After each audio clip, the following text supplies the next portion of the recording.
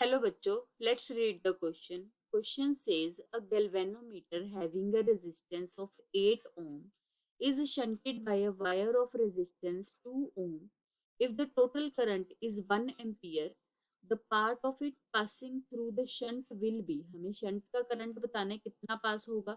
तो हम सबसे पहले देखें हमारे पास इसमें क्या दिया हुआ है. एक गैल्वेनोमीटर दिया हुआ है. ठीक है, गैल्वेनोमीटर का रेजिस्टेंस भी हमें गिवन है 8 ओम. ठीक है, तो यहाँ पे हमारे पास यहाँ पे क्या है, टोटल करंट. तो हमने बताना है उसकी शंटिंग हो रही है गैल्वेनोमीटर की. ठीक है, तो शंटिंग होगी तो हमारे पास शंटिंग रेजिस्टेंस भी गिवन है, तो वो एस होगा हमारे पास.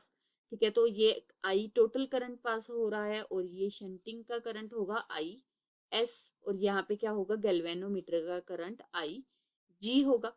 ठीक है, हमने बताना क्या है, जो पास हो रहा है वो शंट में कितना पास हो रहा है करंट, मतलब हमने आई एस की वैल्यू बतानी है. ठीक है, आई एस की वैल्यू. तो हम सबसे पहले देखें हमारे पास ये गैल्वेनोमीटर जो रेजिस्टेंस गिवन है आर जी, वो कितना गिवन है 8 ओम. तो आर जी को हम किसके इक्वल लिखेंगे, गैल्वेनोमीटर का रेजिस्टेंस जी. और जो हमारे पास शंटिंग का रेजिस्टेंस है आर एस, वो क्या है, एस इज इक्वल टू कितना दिया हुआ है हमें, 2 ओम्स गिवन है. ठीक है, इसकी भी वैल्यू गिवन है. अब हमें टोटल करंट आई वो कितना गिवन है, 1 एम्पियर गिवन है. तो हमारे पास जो वोल्टेज होगी गैल्वेनोमीटर की वो किसके इक्वल होगी, वोल्टेज ऑफ शंट के इक्वल होगी.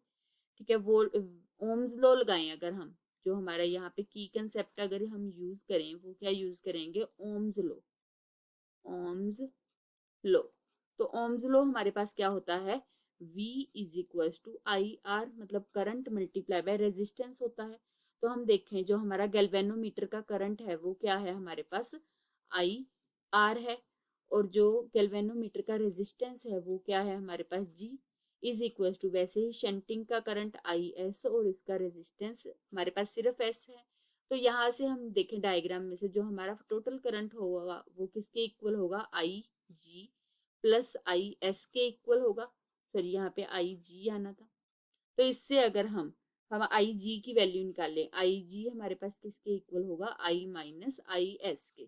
बिकॉज हमने शंटिंग का करंट शंट का निकालना है तो हम आई एस में चेंज करेंगे सभी values, I minus I S multiply by G is equal to I S और एस. इसको अगर सॉल्व करूं तो मेरे पास जो आई एस आ जाएगा वो किसके इक्वल आ जाएगा, हमारे पास आई मल्टीप्लाई बाय जी और divide by G plus S.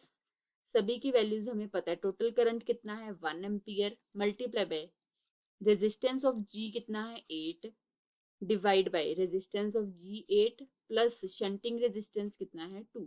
तो ये कितना आ गया हमारे पास 8 डिवाइड बाय 10, तो वो किसके इक्वल होता है 0.8. करंट निकाला है तो इसके यूनिट्स क्या होंगे हमारे पास, एम्पियर.